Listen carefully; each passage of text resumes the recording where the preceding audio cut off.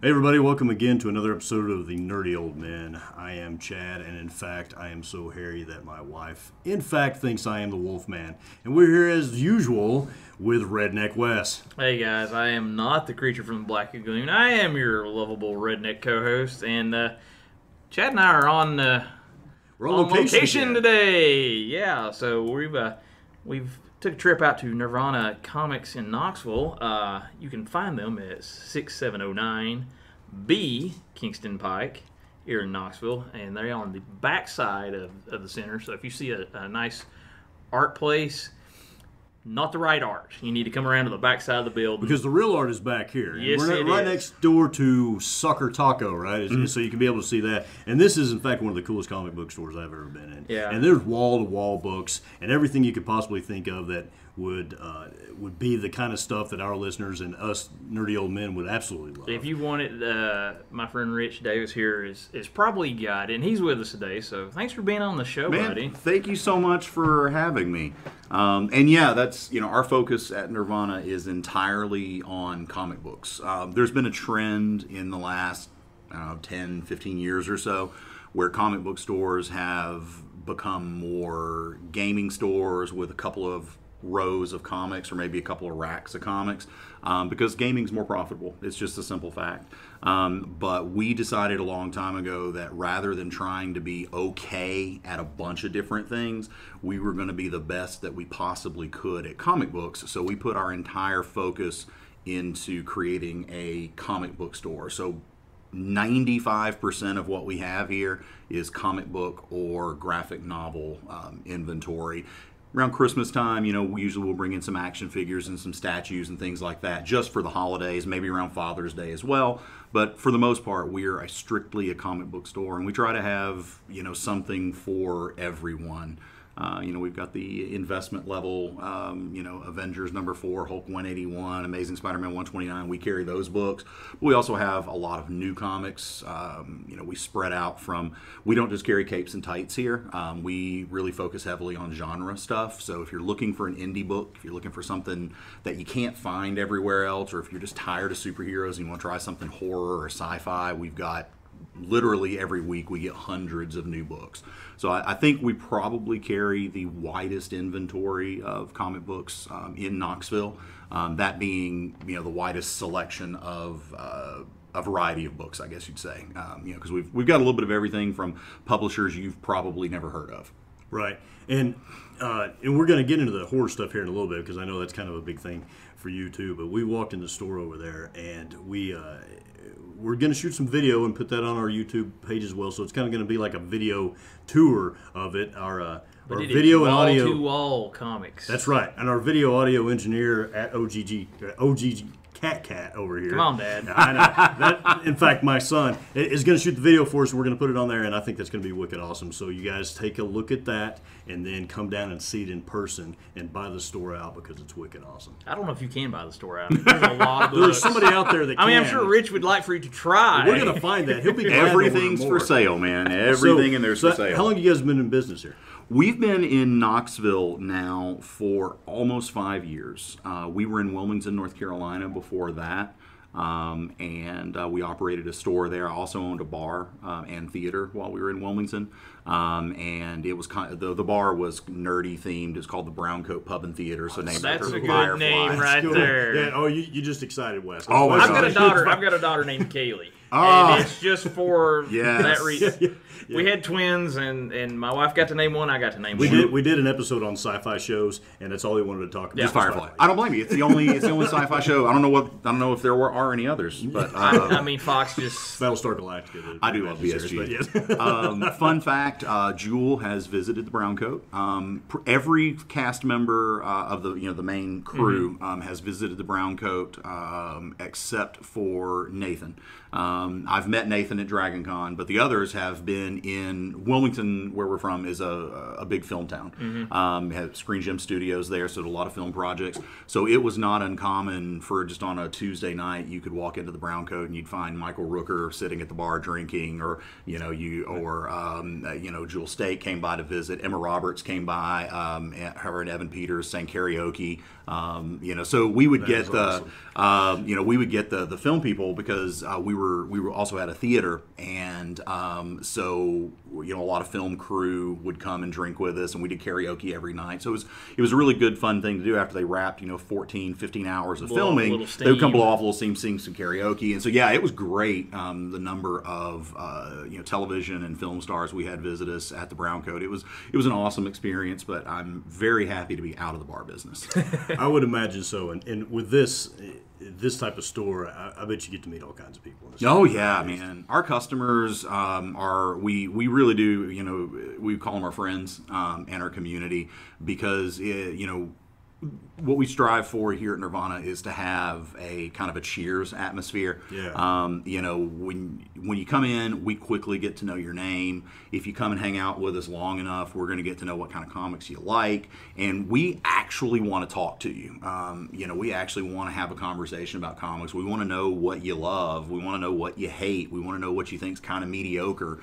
And we don't make any judgments on anybody's tastes here. Everything's welcome. If you're passionate about comics, if you love to read comics, or even if you're just interested in them, man, if you've got any kind of interest at all, we want you to come and hang out with us. And we will spend hours just chatting with you about stuff. And even if you don't buy anything, we don't care. I know from personal experience, you'll talk to two little girls about DC superhero girls, and we'll get the book in for them. I love your daughters. Their cosplays are fantastic. They like to make their own stuff now, which sometimes is problematic when you're trying to go somewhere and you're like, we have to go. We recently expanded our kids section. We had a kind of a hallway in the store that was nothing. We weren't doing anything with it. And nobody ever went that way to go to the restroom there, because there's another hall that leads to the restroom in the store. And we wanted to grow our kids section. We couldn't figure out what to do. And so we had this idea, and we call it Kids in the Hall. Yeah, see, he gets it. I know that right generation. Now, the kids that come in, they have no clue what it is. Dads are laughing. Mom and Dad get it, and they always chuckle. And we took it down. We're replacing the sign because it fell and broke. We had a sign over there: "You must be under 17 to enter," and all this stuff. Awesome. But it's a really cool. One of our employees, Jasmine Mitchell. She took it over. She's taken the kids comics section over, and she's just run with it. But she's taken the hall. It's really nice and well lit, because something you want kids to be able to see, but also if parents want to feel safe, and letting their kids go in there. But it's real bright and green color, so kids love it. And they've got their own section of the comic book store. So if mom and dad want to go browse the more mature horror section, right, they can send the kids over that's here. Great, because like you said, you're kind of protecting the kids. Absolutely. And it's all inclusive. Yeah, this store is all inclusive yes. for everybody, which is. I mean, we've all been to a bunch of different stores, looked at a bunch of different things, but this is what's unique about this place. You notice that is that it is all inclusive. You can bring your family, you can bring your little kids in. I can bring my 17-year-old and my 11-year-old, and everybody's going to find something as long as you're raising your kids right into this type of genre stuff. Yeah, if you're not, you're wrong. No. Yes. That was something very, very important to us when we came up with the concept for Nirvana Comics. My wife Amber is a big inspiration for the way we do things here. We're both big comic book geeks. We've been comic book geeks our whole life. She grew up. Her mother and father lived in Atlanta, which was a really burgeoning independent comic scene during the 80s and 90s. So Amber grew up around a lot of comics creators. I'm a white dude. I have always been welcome in comic book stores. My experience in comic book stores has always been amazing my entire life. Amber, on the other hand, didn't have that same experience. Women weren't always welcome in comic book stores. Sometimes they were treated as, like, why are you here? You don't belong. This is the boys' club. Yeah. So when we created Nirvana, when we were sitting down deciding that we wanted to do this and take this gigantic risk of opening a comic book store, kind of transition out of the bar business, which was very profitable, into a completely unknown comic book business, which is kind of insane. We said, if we're going to do it, we've got to do it different. We can't be the comic book store sorry for nerdy old men. Exactly. No, you know, it's 100% right, and that's a good point, because I've always taken my daughter into comic book stores, and she loves that stuff, right? I mean, she's got a Harley Quinn hanging from her rearview mirror. She bought a jacket with a picture of Stan Lee on the back of it. I love that. She's got a suit coat, with his picture on the top. That's right. But I would take her into stores, and all the guys in the store would kind of scurry over into the corner and stand and stare at her. I mean, she's this blonde girl, and they're all kind of just staring at it. And she was like, "That's so weird, Dad." This is like a unicorn. Yeah. It's so weird. So you're absolutely right, and this is an inclusive place. It is, and that's, like you said, for kids. We don't put out, we don't put the the quote unquote booby books out in front of people, right. Because for me, I don't want to have to explain to a mother why her 5-year-old kid has to stare at scantily clad women with their boobs hanging out and all of that. There's nothing wrong with those books. If that's what you love to read, or that's the art you like, that's totally cool. I'm glad that they exist. I'm glad that you can get those, and we have those. We just don't put them out front and center on display so that everybody can see them, because we don't want kids to feel uncomfortable. We certainly don't want moms to feel uncomfortable. We don't want women to feel uncomfortable at all in our store. Our store is designed 100% to be welcoming to families, to women, to everybody. It really is. It's all inclusive, and we really thought that through in the way that we designed things. Like, horror is our most profitable genre of comics. But a lot of the horror covers can be very graphic, so we've put those toward the back of the store. So you can bring your kids to Nirvana and walk them straight over to the kids section, and the only thing they'll be exposed to on that path over there is superhero stuff, which is suitable for everybody, and then the kids stuff. They don't ever have to see any of the more grown-up comics that we have. As a dad with small kids, I appreciate that. That's something that you didn't have to do, but you did. Yeah, and that's that means a lot. So you said you've been a fan of comics and this type of stuff all your life. Yeah. What your earliest memory? What got you into it? What was that spark that set that fire going? When I was a kid, I hated reading. I really did. You could not get me to read. To me, I thought it was boring. All I wanted to do as a kid was play video games and play sports. I played baseball all the way up through my sophomore year of college at Tennessee Tech, and then I figured out I'm not good enough to be here. I'm taking up a roster spot that belongs to somebody else, because those guys were good, man. He's a Tennessee Tech. I'm a Tech. Oh, nice. Okay, very cool. Yeah. Great school. Class of 2000s. Nice, right on, dude. Love it, man. But my parents were very smart. They wanted me to read more. So they started bribing me anytime I did well at school, or if I played well in a baseball game, or if I did all my chores, they would buy me comic books. And my little kid brain... That's a good bribe right there. My little kid brain didn't realize that reading comic books, Spider-Man, Hulk, Captain America, that wasn't reading. These are comics. Right. But I developed a love of reading from comics. And very quickly out of that, I grew into reading novels. I really quickly got into Stephen King and Anne Rice, I was way too young to be reading those, but I did anyway. I read The Stand when I was like 11. Wow. And I had no idea what was going on, but I knew it was really cool. And I wanted to understand it, but I've read it since then, and now I get more of it. I still don't get it all, but it's just an amazing book. But yeah, so that really developed my love of reading and also of comics. I never let go of comics. My little town, I'm from Sparta, Tennessee, is where I was born. You got family there? Right on, man. I know exactly. Little small town, middle of Tennessee, middle of nowhere. We didn't have a comic book store in Sparta, but we had a raceway that was about maybe a mile from my house.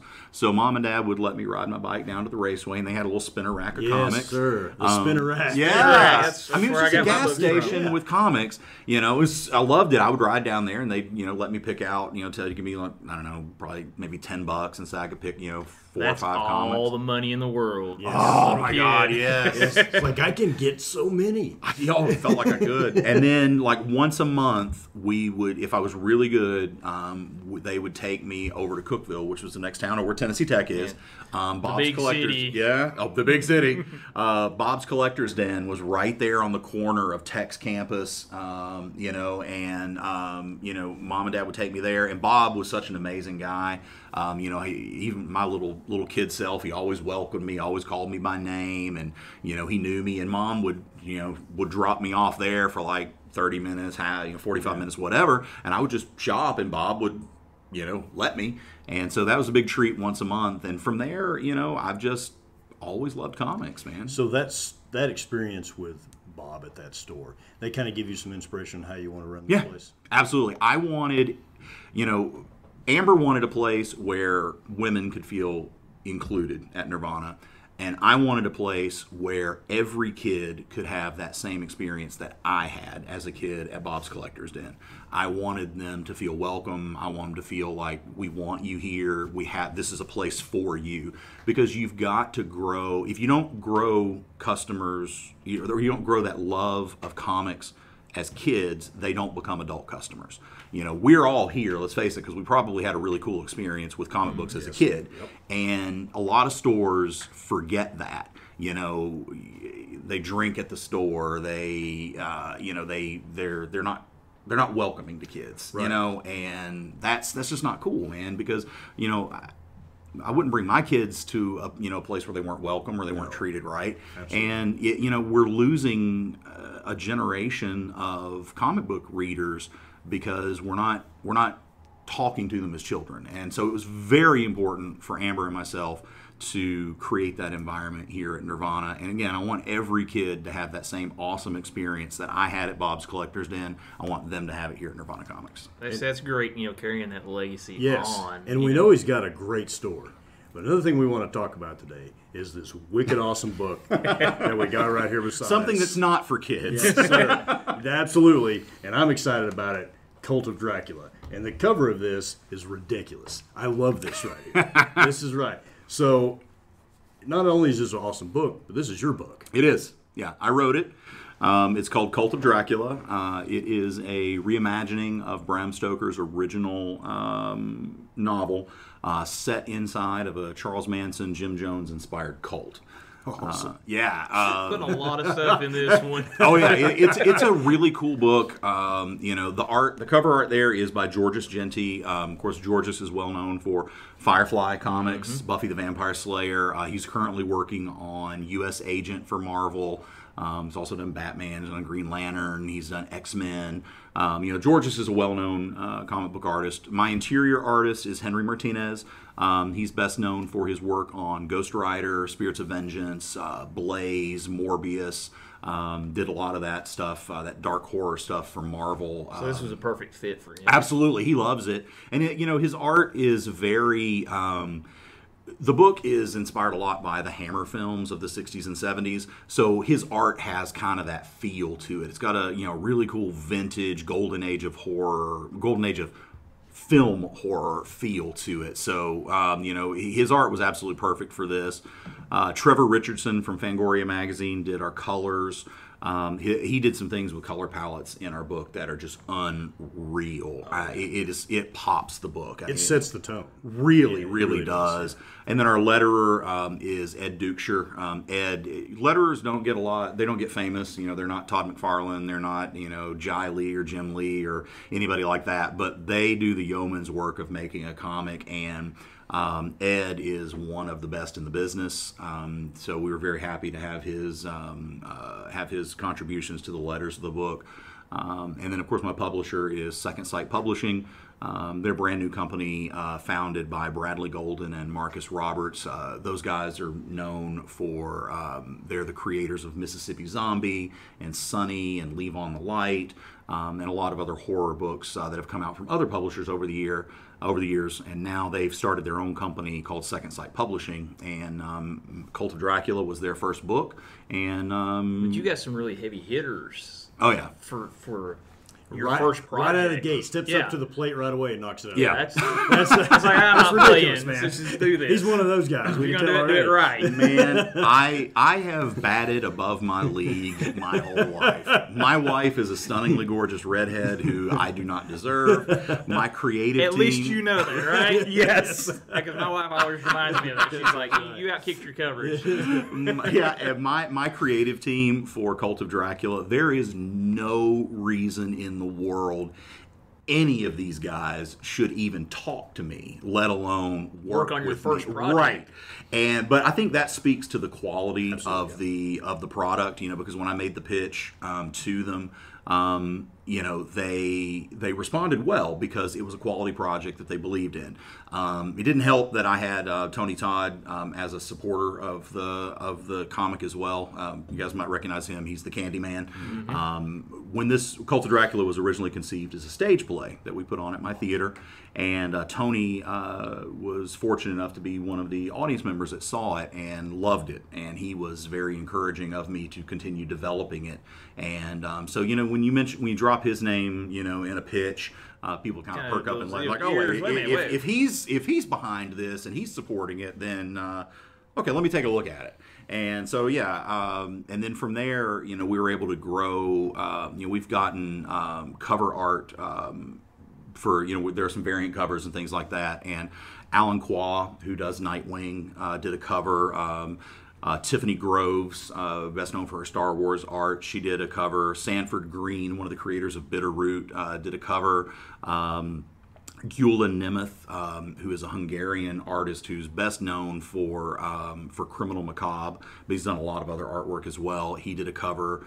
And Chris Callahan, who just was nominated for an Eisner Award for his art for The Misplaced, he also did a cover. So yeah, I have been overwhelmingly lucky to work with some of the best people in the business on this book, and thankfully it's been a really awesome success. And you've got one issue out right now, right? And you've got another one coming. Yeah, the first issue hit shelves on September 23rd.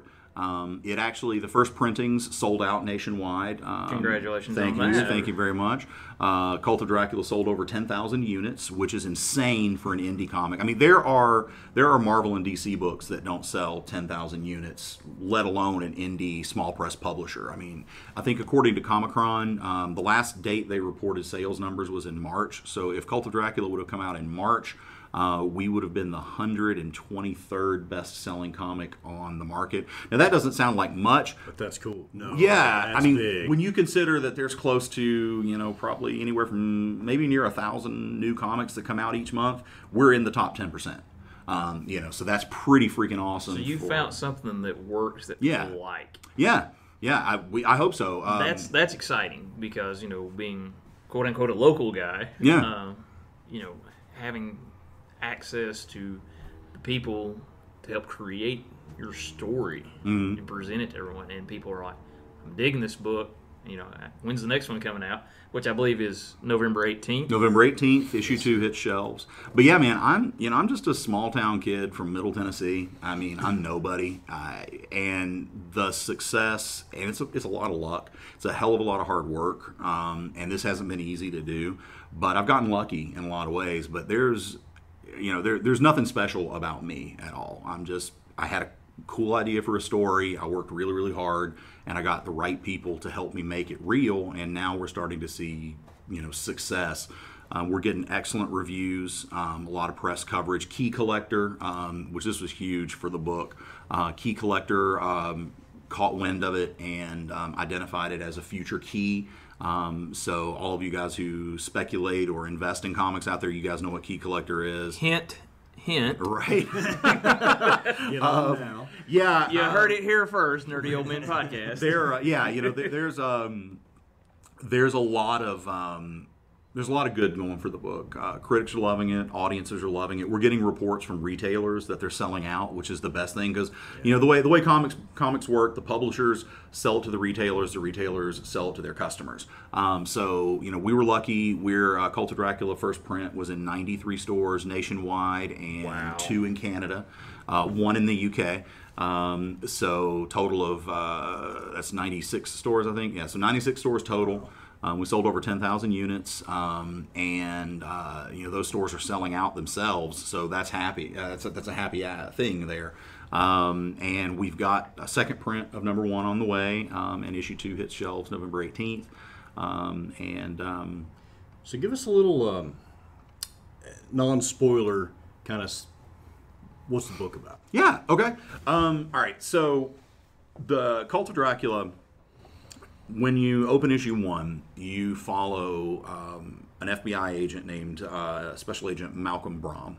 And he's arrived at this little secluded church compound. Anybody who's been in rural Tennessee, you've seen churches like this your whole life. They're way back in the middle of the woods, maybe in the middle of a field, nothing else out there. But he arrives at this church, and he's here to investigate a very tragic event that the media is calling the cult of Dracula mass suicides. So immediately you should think of Jonestown, Right. essentially, Yes. Yeah. Or the Moonies. These members of this reclusive religious cult have given their lives for something, and so Special Agent Brom is there to investigate why.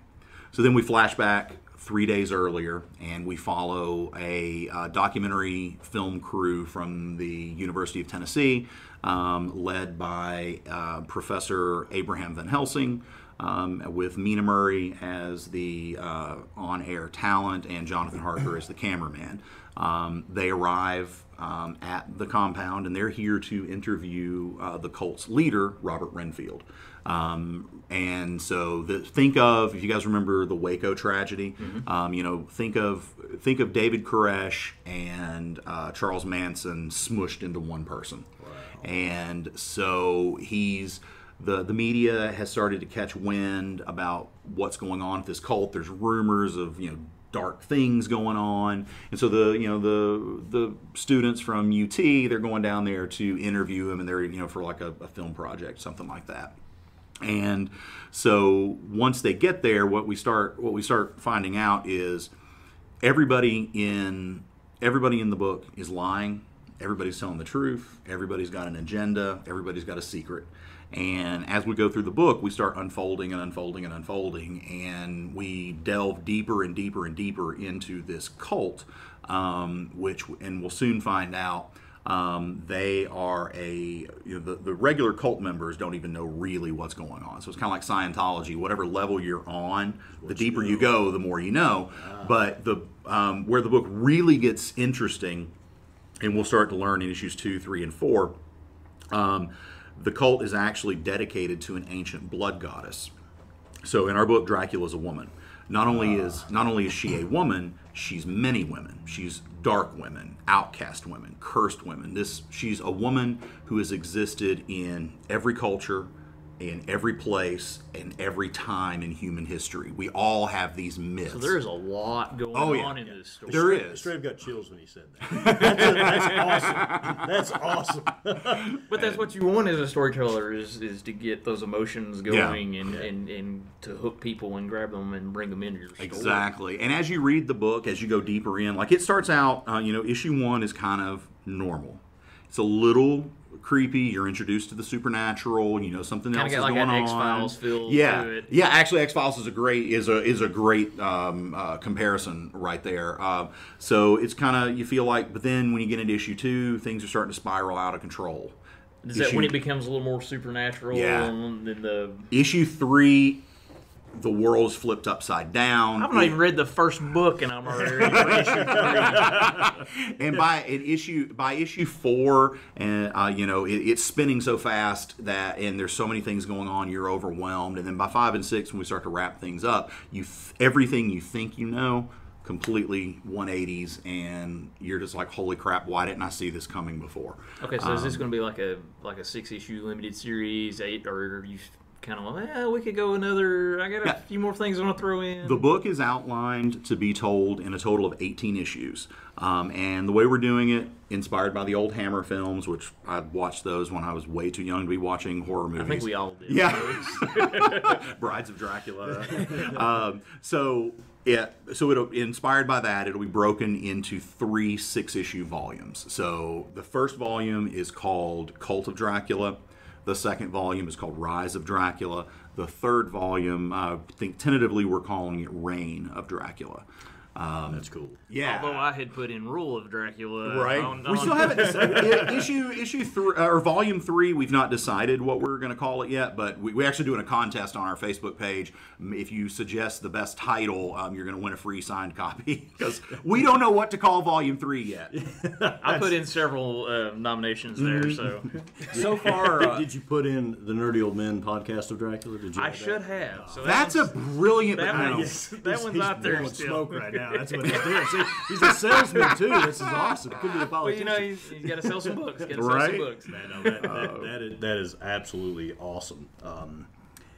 But And we know you. Go ahead. well, I was going to say, you can find on Facebook Culture Dracula Comics. You're on Instagram, which is the same Culture Dracula Comics. Twitter, which Chad, that's your domain than mine, I but run it's Twitter, yeah. at Cult Comics. I think we have the coolest Twitter handle, and I don't Twitter, so it's Twitter or totally tweet.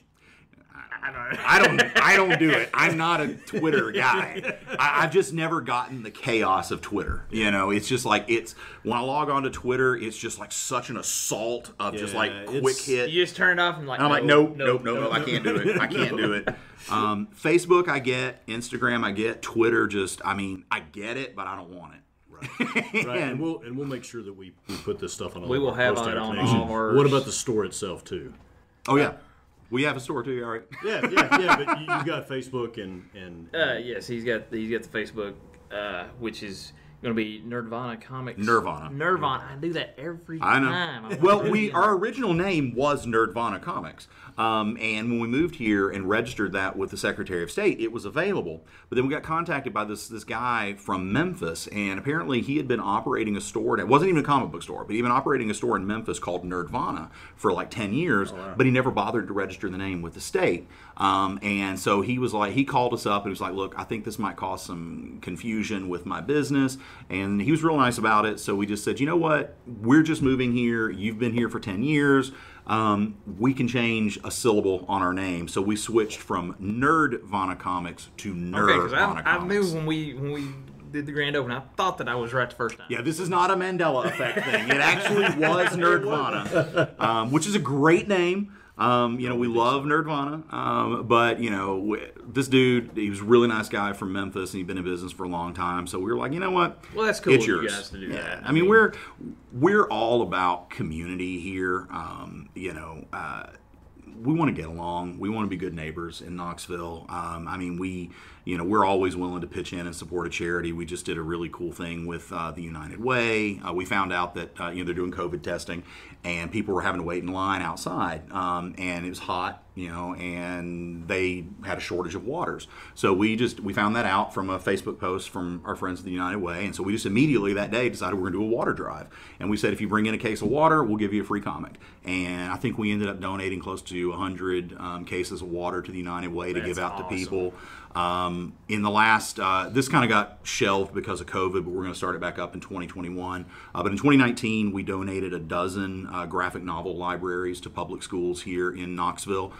So all the school had to do was contact us, and we brought them an entire library of graphic novels. The average donation was about 250 graphic novels, and gave them to the schools free of charge. We didn't even ask them to put a sign or a thank you or anything. We just gave it to them because we want kids to read. That's great. And we're going to do it again in 2021. And that comes back to you as a kid. Yep. When your parents got you the comics. Absolutely. And started you reading, and everything has spiraled into all of this wonderful stuff. Yeah. See, that's the awesomeness of comic books. It absolutely is. And so this guy's he's a great businessman. He's a great author, humanitarian, helping these causes out. But is he ready? Oh, stop. Don't stop. It's like, you can't see this, but you can't see it. Stop. But is he ready for the Nerdy Old Men rapid fire questions? Oh, God.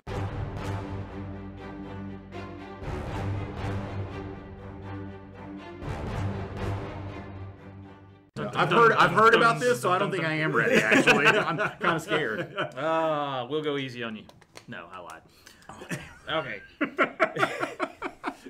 Okay, Rich, I got to ask you. Favorite comic character? Spider-Man. You are in a 4-hour road trip. Mm-hmm. The car's radio does not work, and you have to ride with one superhero or supervillain other than Spider-Man. Who is it? Sue Storm. Hey, there you go. There you go. Brains. That's Right. Yeah, I love Sue. Sue is one of my awesome favorite characters. very underrated character. Yes, she is. Because people think, she turns invisible. No. Oh, no. Until the Ultimates. The Ultimates did her right. We won't talk about the Ultimates. they messed up so many things. We won't talk But they about got Sue right. well, that is true. Okay. In your opinion, what's the best comic adaptation, film, or movies? Like Blade. Has to be the vampire stuff, right? I love that. That's awesome. That's awesome. Well, that and really, Blade kind of actually is created really good, yes. the whole. Doesn't get enough credit. It does not. launched the superhero mania in movie theaters. Absolutely. And they took it also set the trend of taking an unpopular character, because Blade never could stand on his own. And the comic, he still doesn't work as a standalone comic He character. works well if he's working with Spider-Man Yes. or more, if he's Ghost fighting Rider Morbius or something. Yeah, if he's an ancillary character. But in the film, they were able to take this kind of D-level character and elevate him to a star. It's kind of like the Hulk. The Hulk doesn't do well in standalone movies, but you throw him in the Avengers, Right. or Thor Ragnarok. Yep. And He's brilliant. Yeah. Oh, God, that was a great movie. All right, here you go. Kirk or Picard? Picard. There you go. Okay, if you could spend the day with one comic I would have said creator- Adama, but he wasn't one of the It was choices. one of the choices. All right. I'm sorry. I limited you too much. Okay, I'll broaden it a little bit. If you could spend the day with one comic creator, who would it be? Neil Gaiman. Ooh, very nice answer. Very nice answer. All right, my last one is the best toy line ever. If you don't say Masters of the Universe, he'll kick you off. Well, now I can't say Masters. I was going to say Masters of the Universe. I actually was going to say Masters of the Universe, but now I can't say Masters of the Universe. So I'm going to say GoBots. Okay, hey, there we never go. heard Never that. had to go by. That's a good one. That's a good. Okay, my last one. Does pineapple go on a pizza? Yes, But only if it has ham, right? exactly. See, that's It's always the correct answer. I love grilled pineapple though. Like you go to like a Brazilian barbecue, and oh my God, they brush it with the brown sugar and grill it, dude. Now Best I'm thing starving. ever. Well, what is it? Calhoun's barbecue. has the teriyaki barbecue chicken. Yes. And it has the pineapple on it. Ooh. Yes. Ooh, very good. Hey, Rich, we really appreciate this, man. We love coming down here to the store. I know Wes has been here quite a bit with his cosplay group. It's great. Can't wait to read this book. Can't wait to see what's next, man. Yep. Thank you guys. We'd love to come back sometime, maybe when the other books come out Sure. and stuff like that. And we definitely wanted everybody to come and check out not only the book, but the store as well. You want to go over some contact information again on the stores in the book? Yeah, it's Nirvana Comics in Knoxville. You can find them at 6709 B Kingston Pike. They're on the back side of the center here. They're open every day, 11 to 7, except on Sundays, and it's 1 to 5. You can reach them on Instagram, Nirvana Comics Knoxville, Facebook, Nirvana Comics Knoxville, and at Twitter, although we don't know what's going to happen on Twitter. Yeah, but it is at Nirvana Comics Knoxville. We're boring. It's just Nirvana Comics Knoxville across all social media. Our website, nirvanacomics.com, and then also Cult of Dracula. I thought it was brilliant, because in Nerdy Old Men podcast, and that's us on everything. Yeah, no, and that's Keep it right. simple. And we will put links to all of this stuff on our social media. And not only, and I know some of you guys have been listening to us on YouTube, where we're putting the audio on YouTube. We've done a video tour Right on. of the store, so we're going to put that on there as well, with links in the description for the store and the book, so everybody can reach out and try to get a hold of that stuff. But guys, you need to check out Cult of Dracula. Absolutely. It looks amazing. I'm going to sit down with that this evening when I get home and read this, and probably be back November 18th when the second book comes out. And Please try to do. get that signed if it's not, the line's not too long and I got to wait all day. Because I'm expecting this book because, you said the first printing already sold out. First printing's already sold out. So- Second printing's coming. For our signing, I'm actually doing a signing event I don't know when this is going to air, but tomorrow I'm going to be in Chattanooga at Infinity Flux Comics doing a signing event. Second Sight's going to have me at a lot of cons and a lot of stores this year signing the book. So, first print of number 1 sold out, second print's coming, and issue 2 November 18th. Outstanding. Well, that's good stuff, Rich. We can't wait to see what happens next, man. And thanks everybody for listening to the podcast. Be sure to share it, like it, subscribe on the YouTube as well. That it was right, Ray. You're right. Yeah, subscribe on YouTube. He has to check me on some of this stuff because we are old. So there we go. So we don't do that. And like I said earlier, I am in fact so hairy that the wife calls me the Wolfman. But I may shave and turn into Nosferatu. And Wes? Brain. When you say the Wolfman thing, you need to do the old Wolfman Jack and give that. Yeehaw.